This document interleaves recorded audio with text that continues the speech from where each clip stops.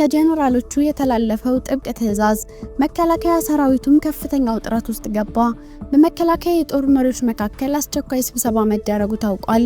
እነ ብርሃኑ ጁላ የተወያዩበት የመከላከያ ካውንስልም መጪውን ጦርነት አስመልክቶ አንድ አነጋጋሪ ውሳኔ አስተላልፏል።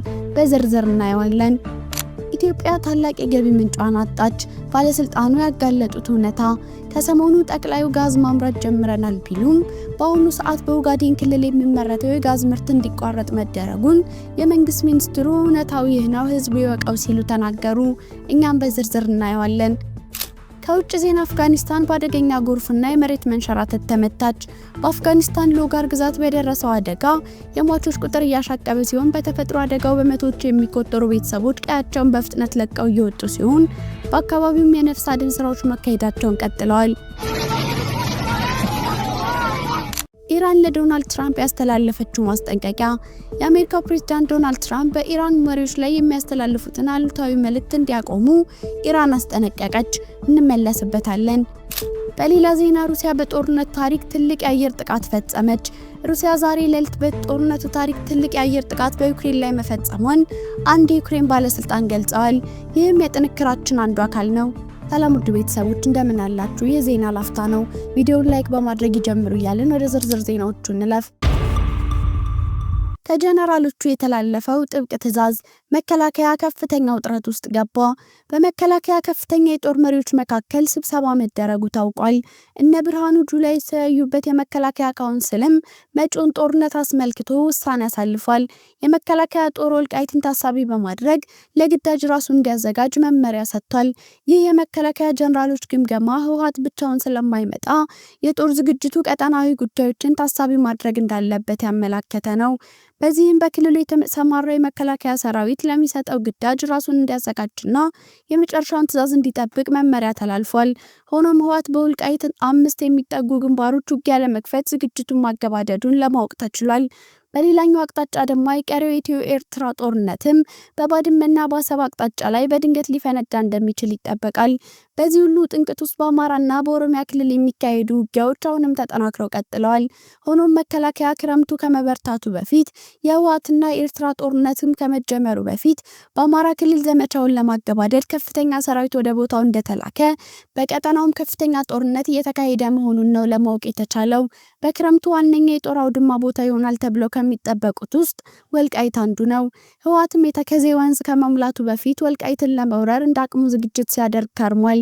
በዚህም ታዋቂ ታንኮችን ሳይቀር ወደ ወልቃይት ማስጠጋቱ ነው የተሰማው።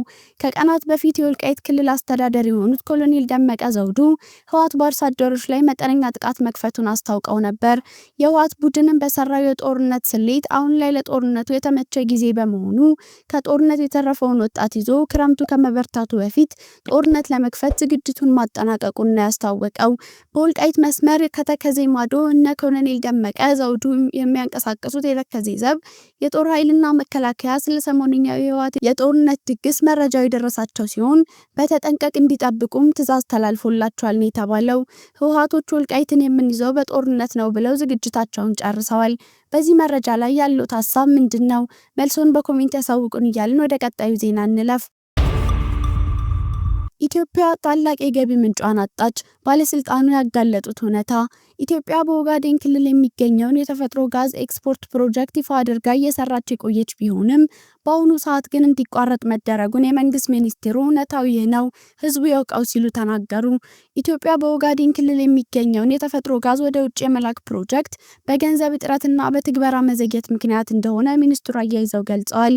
በምትኩ ታዲያ የማዕድን ሚኒስቴር የተፈጥሮ ጋዝን ለሀገር ውስጥ ፍጆታ በተለይም ማዳበሪያ ለማምረትና ኤሌክትሪክ ኃይል ማመንጨት የሚያስችል አዲስ ፕሮጀክት እያጠናን ነው ብሏል።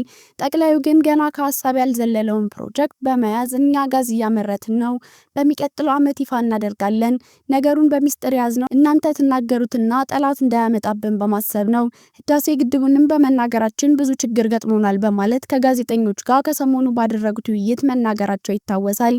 ሆኖም የማዕድን ሚኒስትሩ እንደሚሉት ከሆነ ግን ኢትዮጵያ በተለይም በኦጋዴን ተፋሰስ አካባቢ ከፍተኛ የተፈጥሮ ጋዝ ክምችት ያላት ሲሆን ቦታው ላይ ያለው ሀብትም ከ50 ዓመታት በላይ ለሚሆን ጊዜ ማዳበሪያ ለማምረትና ኃይል ለማመንጨት እንዲሁም ለተለያዩ የነዳጅ ፕሮጀክቶች ለማገልገል የሚያስችል ቦታ ቢሆንም እስካሁን ድረስ ግን ወደ ውጭ ኤክስፖርት ለማድረግ ጥረት ተደርጎ አልተሳካም ተብሏል። በ2022 ከኦጋዴን የተፈጥሮ ጋዝ አውጥቶ በ767 ኪሎ ሜትር ዝመት ባለው የቧንቧ መስመር ወደ ጅቡቲ በመላክ ወደ ውጭ ለመላክ ታቅዶ የነበረው ፕሮጀክትም ተሰርዟል ተብሏል። አንድ በዚህ ዜና ላይ ተመርኩዞ የወጣ መረጃ እንደሚያሳየው ከሆነም ለፕሮጀክቱ መሰረዝ ዋነኛው ምክንያት የፋይናንስ ችግር ሲሆን፣ ይህ ደግሞ ኢትዮጵያ በአህጉሯ በምታካሄደው ጦርነት ምክንያት ከፍተኛ ወጪና ውድመት እያስተናገደች ስለሆነ የተፈጥሮ ጋዝ ወደ ውጭ በመላክ ገቢ የማመንጨት አቅሟን ቀንሶታል ብሏል። ታዲያ ኢትዮጵያ በአሁኑ ወቅት በአመት ከ4 ቢሊዮን ዶላር በላይ የሚገመት ወጪ ከውጭ በሚገቡ የነዳጅ ምርቶች ላይ ያወጣች ትገኛለች ተብሏል። የማዳበሪያ ግዢውን ብንመለከት አርሶ አደሩ ያማረረና ያስከፋ ጉዳይ ከመሆኑ በላይም ሀገሪቱ ለከፍተኛ ኪሳራ እየዳረገ ነው ተብሏል። ጠቅላይ ሚኒስትሩም ታዲያ በጥናት ላይ ያለውና መሬት ላይ ያልወረደውን ፕሮጀክት ጨርሰናል ብለው በመናገራቸው በማህበራዊ ሚዲያዎች ላይ ብዙ የሚነጋገሩበት ጉዳይ ሆኗል። ወደ ውጭ ዜና ስናልፍ ኢራን ፕሬዝዳንት ዶናልድ ትራምፕን አስጠነቀቀች። የአሜሪካው ፕሬዝዳንት ዶናልድ ትራምፕ በኢራን መሪዎች ላይ የሚያስተላልፉትን አሉታዊ መልእክት እንዲያቆሙ ኢራን አስጠነቀቀች። የኢራን የውጭ ጉዳይ ሚኒስቴር ሰይድ አባስ አራግቺ ፕሬዝዳንት ዶናልድ ትራምፕ በማህበራዊ ትስስር ገጻቸው የሚያሰፍሩት መልእክት ክብረ ነክ አገላለጽ የተሞላበት ነው ብለዋል። ፕሬዝዳንቱ በተለይም የኢራን መንፈሳዊ መሪ አያቶላህ አሊ ሆሚኒን በተመለከተ የሚያስተላልፉትን መልእክት ጨባጣሪ ነው ሲሉ ነው የገለጹት። የፕሬዝዳንት ትራምፕ የማህበራዊ ሚዲያ አጠቃቀም ተገቢነት የጎደለው ነው ያሉት የውጭ ጉዳይ ሚኒስቴሩ የቋንቋ አጠቃቀማቸውን ሊያሻሽሉ ይገባል ሲሉም ተናግረዋል። ፕሬዝዳንት ትራምፕ አያቶላህ አሊ ሆሚኒን በተመለከተ የሚያሰራጩትን መልእክት የማያስተካክሉ ከሆነ እየተካሄደ ባለው ድርድር ስምምነት ላይ መድረስ አይቻልም ነው ያሉት። ጠንካራ ሀገረ መንግስት እንዲሁም ስራ ወዳድና የራሱ ባህል ያለው ህዝብ ባለቤት የሆነችው ኢራን ክብሯ ሊነካ አይችልም ሲሉ የውጭ ጉዳይ ሚኒስትሩ ሰይድ አባስ አራግቺ ስለመናገራቸው ዢንዋ ዘግቧል። ሩሲያ በጦርነቱ ታሪክ ትልቁን የአየር ጥቃት እንደፈጸመችባት ዩክሬን ገለጸች። ሩሲያ ዛሬ ሌሊት በጦርነቱ ታሪክ ትልቁን የአየር ጥቃት በዩክሬን ላይ መፈጸሟን አንድ የዩክሬን ባለስልጣን ገልጸዋል። ይህ የሆነው በሁለቱ ሀገራት መካከል 3 ዓመት ያስቆጠሩን ጦርነት ለማስቆም የሰላም ጥረት እየተደረገ ባለበት ወቅት ነው።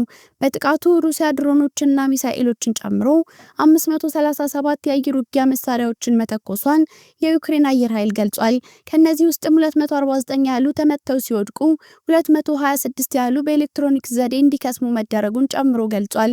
ጥቃቱ ምዕራባውያን ዩክሬንን ጨምሮ ከጦርነት ቀጠና ወርቀው የሚገኙ የተለያዩ የሀገሪቱ ግዛቶችን ኢላማ ማድረጉን የተገለጸው።